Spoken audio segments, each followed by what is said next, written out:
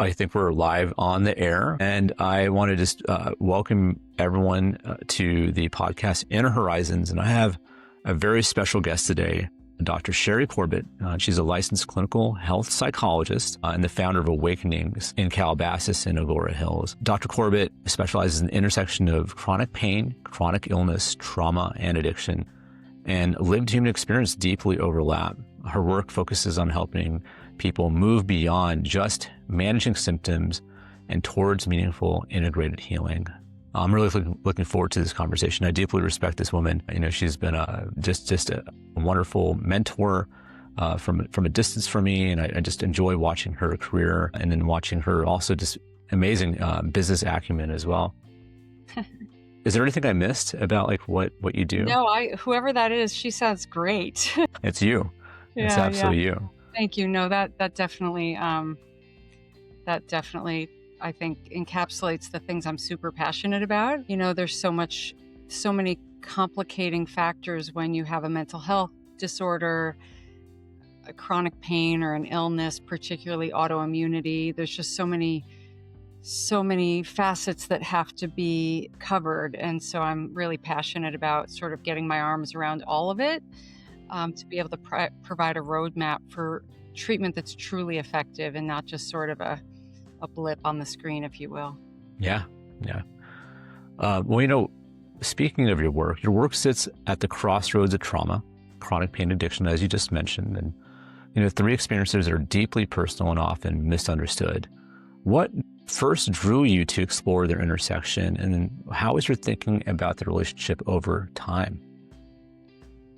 I hardly ever think about this. So when I'm asked, I'm always sort of brought back in the late 80s, early 90s, which I feel so odd saying now because it dates me. I was living on the East Coast and very physically active, oftentimes like in the woods, running, riding mountain bikes. And as a result, I was one of the initial sort of large groups of people that got Lyme disease. I was very fortunate on one hand that I was living in Westchester County, Southern Connecticut area, so it wasn't unusual. I was diagnosed pretty quickly. I actually had it twice. I had the great big spider bite rash and so on and so forth. So it was very quickly treated. But at that time, it so devastated my really fun, rewarding day-to-day life that while I had rapid, very effective medical treatment, I didn't have support around the emotional component. And I was very surprised. You know, I was in my early 20s. I didn't have any coping tools for how to manage going from a very active, fun lifestyle to being in bed for months, along with, you know, coping with finishing college in that state. So that initially got me sort of interested in how to support people with, you know, illnesses that can maybe drag on or might be invisible, as they're now called, and is a great way to sort of incorporate that into our thinking. Secondarily, what happened was I developed, I guess as a result, I've been educated that as a result of the Lyme, I developed chronic shingles. And, you know, people talk about how awful shingles is, and it most certainly is. What was strange for me was I was getting it every 10 to 12 weeks. And so learning how to stay in my life and stay present in my relationships, in my career, in my academics, and manage that effectively was a heck of a circus. And that was what did it for me. I knew I wanted to become someone in the helping profession, but there were so little support at that time that I got very clear and very focused that I wanted to help people with these sort of really oddball, complicated things so that they didn't have to feel alone, because they're not alone. And it's been throughout my life. I'll occasionally meet someone who says, I have that, and this is how I handled it, and this is how I felt better. So I want to be sort of a space where people can get help for things like that. Wow. I mean, I think having any type of chronic pain puts you in a very deeply empathetic place for people who Exactly. also have something similar. Exactly. Yeah. Yeah, for sure. So you made awakenings, and so you made the philosophy, and you imbued your spirit within the clinic, and of course, like you lead the way as a captain. Awakenings approaches healing in a holistic way. Can you share an example, of course, without breaching any type of confidentiality, of a turning point where someone shifted from coping to healing, and what that moment most revealed about resilience? Such a great question. You actually just gave me goosebumps. I do, and I certainly will be very mindful, of course, of their confidentiality. We're currently working with a gal who originally came to us 14 or maybe even 15 or more years ago, because we just celebrated 17 years, believe it or not. I can't even believe it. She came to us originally to get sober. And to her credit, she maintained sobriety all these years. She did quite a bit of trauma work at that time, but probably not as much as she could have if her treatment stay wasn't limited by her insurance coverage. And almost all of our 99% of our folks are, covered by their insurance in an effort to be here. So she did a good amount of work and it was enough to support her sobriety. And she really dove into accountability and all the things that help us stay sober and clean. However, she's sort of a warrior in her life. She's determined, she's very committed and accountable. And so she kept marching through life with all that life hits, throws at all of us without probably enough support and leaning into her strengths, which are athletics, really elite athletics. This gal is a very elite athlete. But because she leaned so far into relying on herself and not necessarily pulling in support from all the people that love and adore her, she wound up getting increasingly worse trauma symptoms that are body based. And so, understandably, she would go to doctor, after urgent care, after emergency to try to get the proper help, not really understanding that these symptoms were being caused by unhealed, untreated PTSD. So she landed with us again, many, many years since her first trip here with is now called functional neurological disorder, seizure type. So she's had many, many scans. She doesn't have epileptic seizures. They're non-epileptic seizures, but they're very real. And as opposed to some of the feedback she got, these aren't real seizures or these are pseudo seizures, which feels very dismissive, of course. So she's here receiving holistic care, like you mentioned, and after we do a lot of neurotherapy here, a variety of different neuroscientific applications, neurofeedback, otherwise known as EEG biofeedback, being the sort of the foundation of what we do. And after her sixth or seventh session, and we've been doing very extended sessions, she has not had another seizure since then. She still has, a modicum of pain. She's had many, many surgeries for stenosis and disc repair and knee replacements, all kinds of things.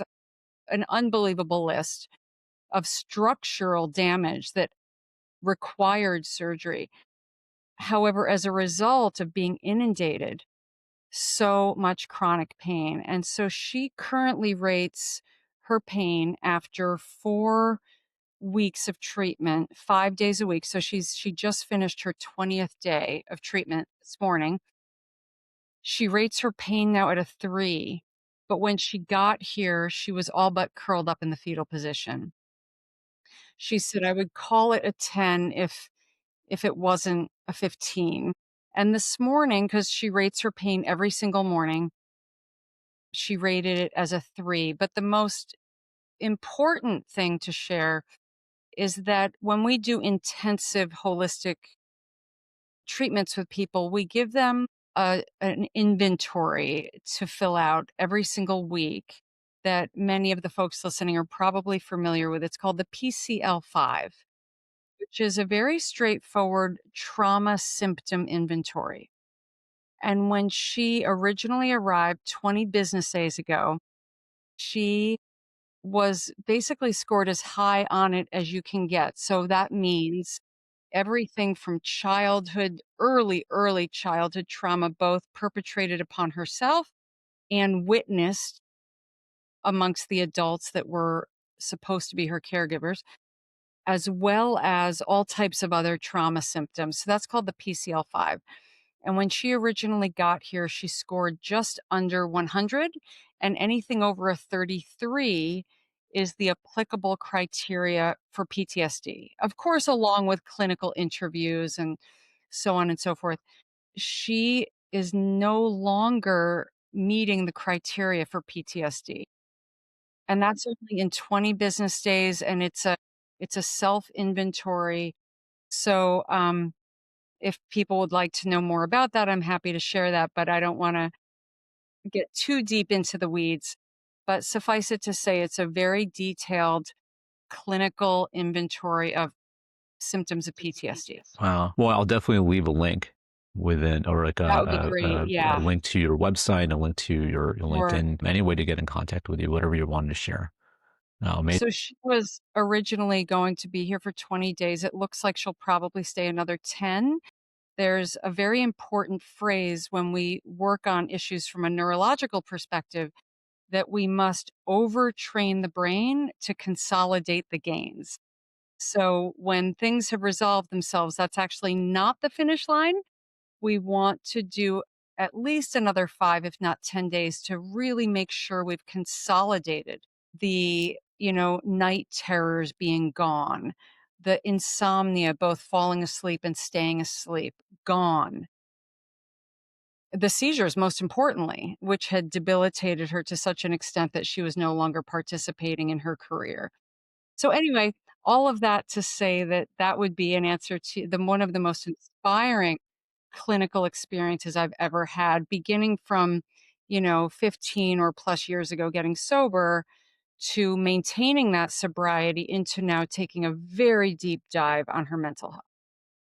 I mean, that is a true, not it's a the work that she put in, the work that you guys put in, your approach to it, it just all contributed. And the fact that she's so willing and trusting, and Yeah, what I have found, and maybe this is what you have found, is that patients who, or clients who put in the work, they're the ones who achieve the most.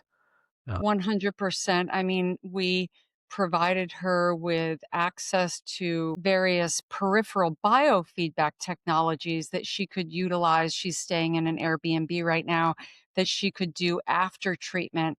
And she has logged and recorded all of the activities she's been doing in the evening. And it's no mistake. And part of that is from her athlete sort of archetype. She's an elite athlete, but you do not have to be an athlete to be willing. wow, I'm gonna remember that story. Like when I think back to this conversation. She's a love, yeah. So switching gears a little bit, so addiction and chronic illness both involve cycles of loss, control, identity, and self trust.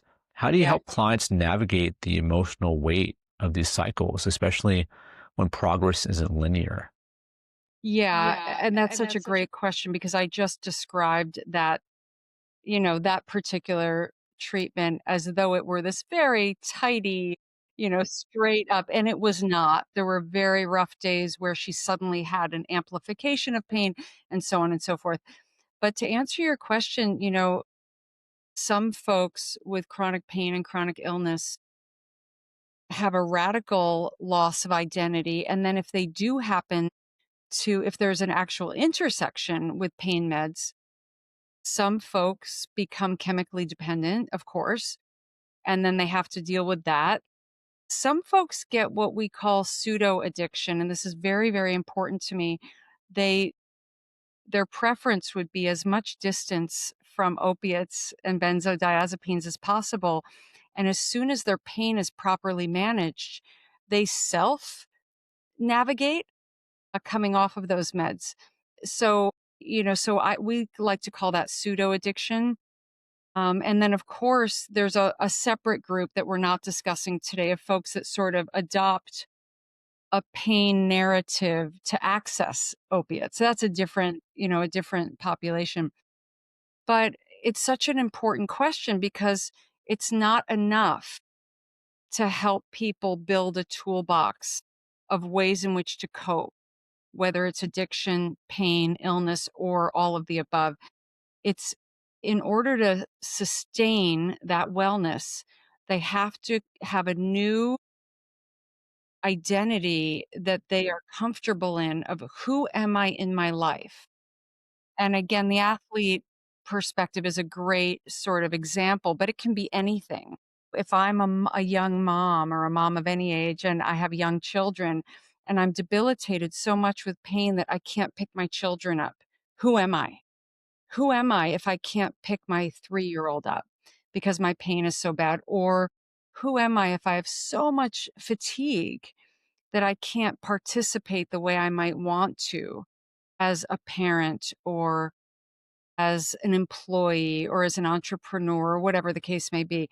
So, really, I think the best answer to that question is really helping people create a new identity that incorporates their past but honors the reality of who they are physically and creating a space for hope that they can continue to feel better as they lean into their coping tools. So, honoring it's really a grief process, I would say, where we oh, establish a grief and loss baseline and create a new identity that we feel really excited about. There's a lot of hope, but it doesn't always feel like it of course, for the person going through it. I hope I answered your question. You did. I think the idea of having a new identity, putting the past away and letting go of what we thought we were versus the reality of the current times, but then having navigating a path through that. It's not easy, especially if you have a lot of attachment to the former identity, Yeah. but life is always evolving. It is. It's just that, it's so powerful to sit with people who are in the middle of it. And one of the important pivot points that we notice is that when there are supportive family members and loved ones, it's enormously helpful for creating that process of change. And sometimes that requires, some psychoeducation. So we just really find that including the family in the process it changes everything. It's huge. Oh my gosh. That's what they always say. Yeah, The exactly. amount of success when you have family or friends involved, Yeah, it's massive. yeah. Well, I know you had a very interesting career coming from New York and especially your professional career. You've worked in a lot of different services, on an Indian reservation Yeah. to leadership roles in different treatment centers. And of course, like now after 17 years, at your own facility, how have those different environments shaped your philosophy about what healing looks like? Gosh, it's so interesting that you're asking this. I was just thinking about this the other day, given so many new tools that we have available to us as what healers in whatever our specific profession may be, from TMS to ketamine to, and what I think I would have been vulnerable to had I not experienced so many different clinical cultural environments, if you will, is I think I would have been vulnerable to being very closed minded. This is the only way we do this. Or, you can never utilize ketamine as a treatment for someone in recovery. That would be crazy. Well, the fact is, you can, in fact, do so very safely and appropriately, and so on and so forth. So I think the biggest takeaway for me has been, or is there are going to be new cutting edge, effective, safe modalities that you don't even know exist yet, that don't exist yet, or they exist and you don't know them. I'm here in my sort of California US bubble. There are remarkable treatments happening in other parts of the world. And so being open minded, I think, is a big part of that for me. Because one of the vagaries of being so passionate about what you do is that it can feel like this is the thing, this is the one path. And if there's anything that I can point to that feels special to me now is knowing, if I'm blessed with decades more on this planet, it's going to be a whole lot more insight about approaches that are effective and not my little bubble of what I think works. Well, that's something that many people in our profession and in science, they have to be very careful about because there's all the biases that we have. For instance, confirmation bias, and Yeah. we look for the evidence to support what our Yeah. theory is, but then that's not the scientific way, right? So there's always new It's things not. to take into Yeah. account and be open to Yeah. that. Yeah, for sure. Well, in your experience, how does trauma show up differently in someone whose primary struggle is pain versus someone whose primary struggle is addiction? And where do these journeys converge? Sure. Well, so often folks that, especially if they've experienced trauma as children, have little connection or relationship to accessing help. And so they will often allow ailments of any kind to go far too long untreated. And so what we notice often happens is that by the time someone, like I said, particularly with a history of childhood trauma, by the time they are so desperate that they access treatment for themselves, because they're often healers themselves, doctors, therapists, they're very focused on helping others because they may have been in that role even as very young children. So, what we've certainly noticed is by the time someone with chronic pain gets to us or gets to an appropriate place for appropriate forum for help, they're often really tremendously debilitated. And so it requires an enormous, sort of lifeline approach of taking a person off of their day-to-day regular living job, being, in their own household and saying, you're going to do this treatment to help you, full time for at least 6 to 8 weeks. And that is a you know, very challenging thing for anyone to do, to say, I'm going to go offline in my regular life and embrace that I need help. So I think it's this like tension between debilitating pain and illness and being a trauma survivor, which is often being a warrior, right? Is being a surviving the what is for many people unthinkable life experiences. And so it's sort of the challenge of weaving together uh, a treatment approach that someone can step into. And so that was the trauma and pain part, but you add a second part to your question and I blanked on it.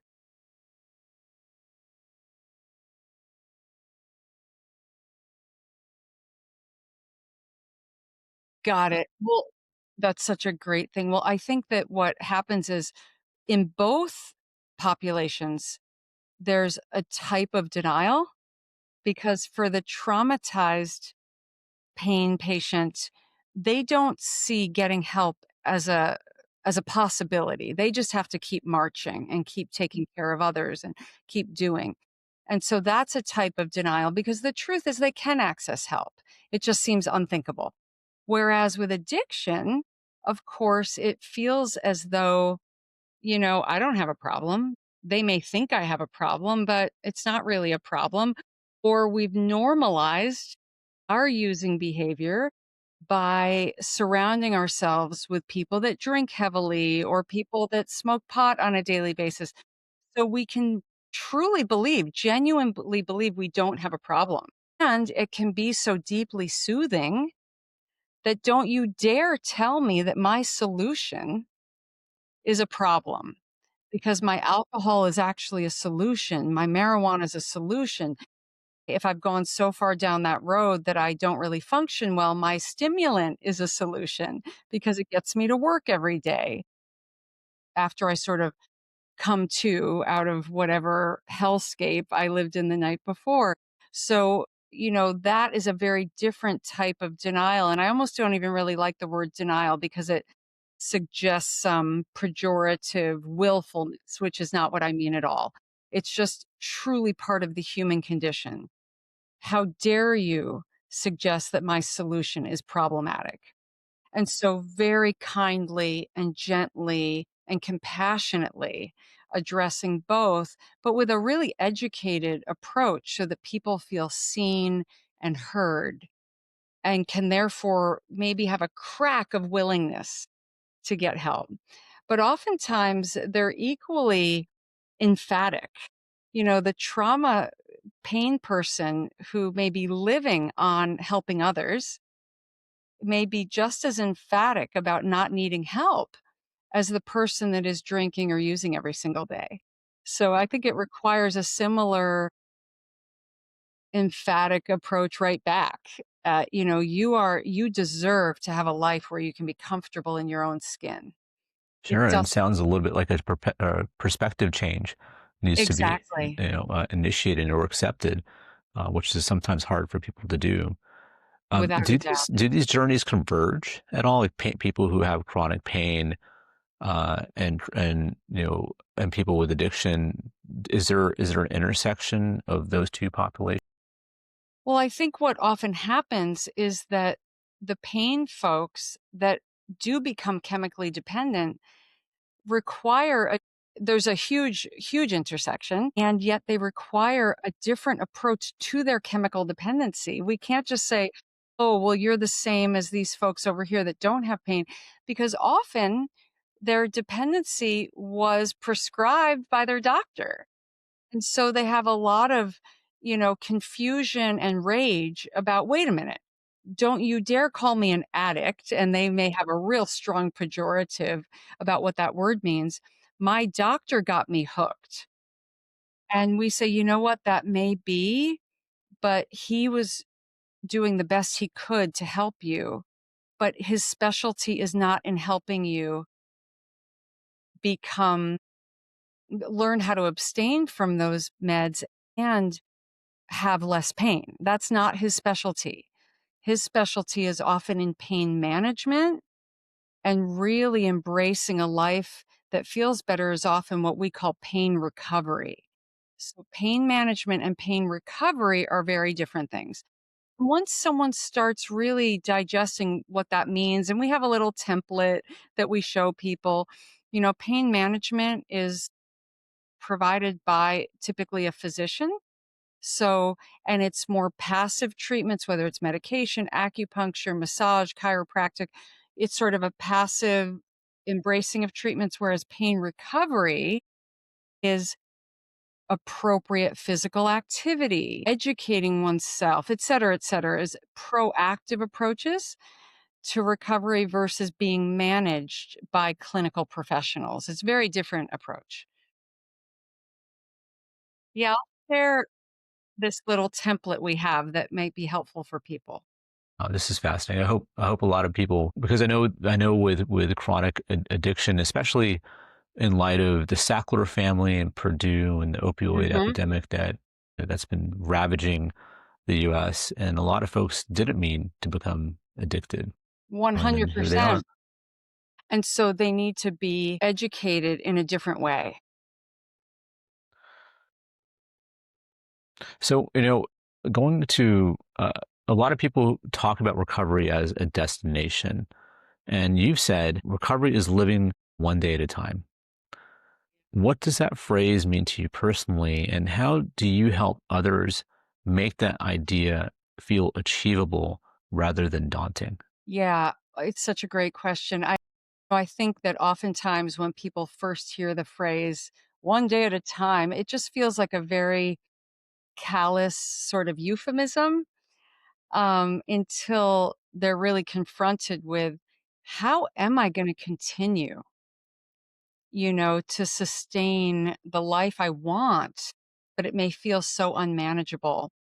So, to answer your question, what it means to me personally, because I had my own substance abuse issue. And in the early 2000s, when I, walked my butt into a 12-step meeting, first of all, I didn't believe anyone there was telling the truth. I felt that anyone that said they had more than a few weeks away from alcohol was not being honest. I truly believe that everyone was lying, and I couldn't even figure out why they were even showing up at these meetings because I felt certain that I was such sort of an anxious bunny. I was such a little nervous wreck. I truly couldn't imagine, going a sustainable period of time, without soothing myself with substances. Well, that was, 23, 24 years ago, and I'm not lying. And they were not lying. No one was lying. I mean, maybe some people were, but I've walked this path with lots and lots of folks who were deeply sincere and genuine. And I had never had access to the coping tools that would be far more soothing than alcohol ever was. But who knew? I didn't know. And I was a licensed psychologist and I had no idea. Really sitting with people in a really deeply kind and compassionate way and talking about the fact that one day at a time really does mean one day. And so sharing with them, you know what, if you want to drink tomorrow, we'll talk about that. But let's get through tonight. Let's bookend this. Bookending is such a powerful tool.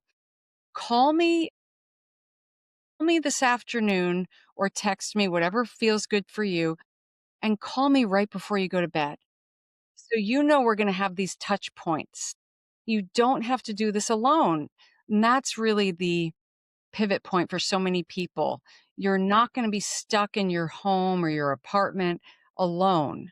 You're going to have so much support, professional support, clinical support, peer support, and so on and so forth. It really is, let's just get to bed tonight without using. And if we can do that, we can wake up in the morning and see how we feel. Let's evaluate tomorrow morning.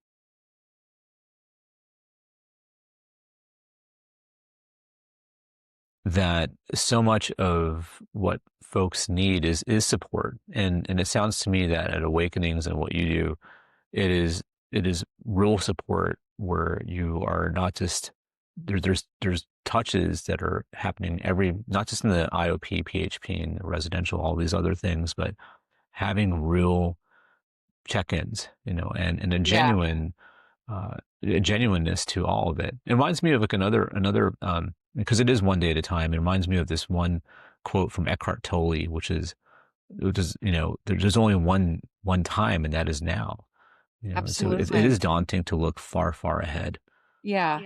And to try to provide the truth of what you just said in a way that does not feel dismissive or callous of the person's experience.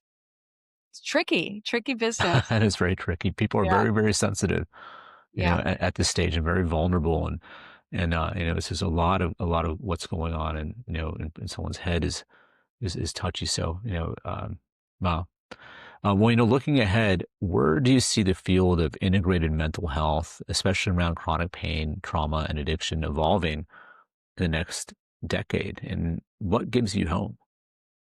My excitement is around the growing intersection between neuroscience and spirituality. I think particularly in the US culture where not all of us, certainly, but many of us don't have the touchstones of culture.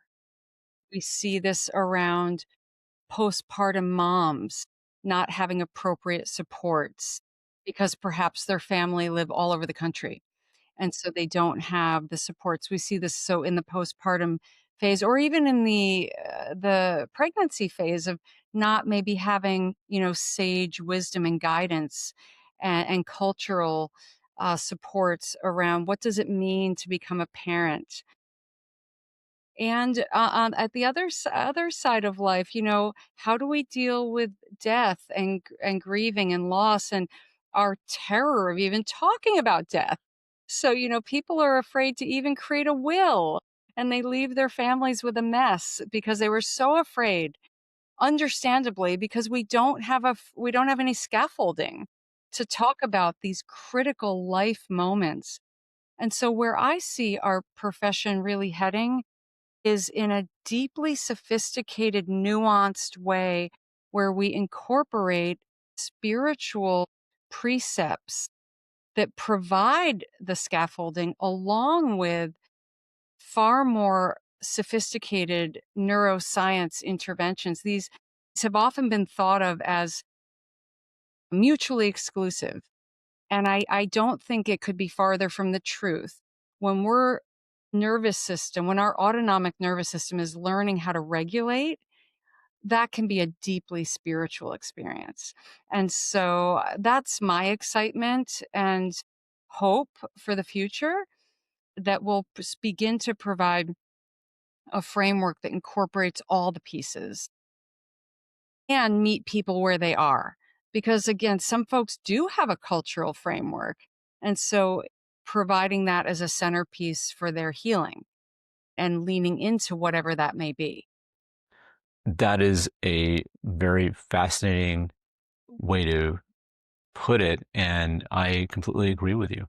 I think there is a great need of spirituality, and I never thought about it. I think Doctor, he talked about the loss of how we don't have myths, and of course, like a lot of people aren't going towards their religion, and because it's not connecting with them, but there is Right. a different path, and I think that is being revealed. It really is. And I just think it's deeply exciting. And for people for whom it resonates, they'll meet it where their needs are. Oh my gosh. Well, Dr. Corbitt, thank you so much for speaking with me. Thank you Everything we for talked having about me. is so important, and the work that you do is so important. And I know you've helped hundreds, if not thousands, of people. And I just wanted to thank you so much for being here. And folks at home, you will have a link to her website, to her LinkedIn, if you ever want to communicate to her about any of the needs that you might have. Her facility in Calabasas and Agora Hills and multiple facilities at this point are top rated, and they take insurance. So please get in contact with her or with any of her representatives. So Dr. Corbitt, I hope you have a wonderful rest of your day. You as well. Thank you so much.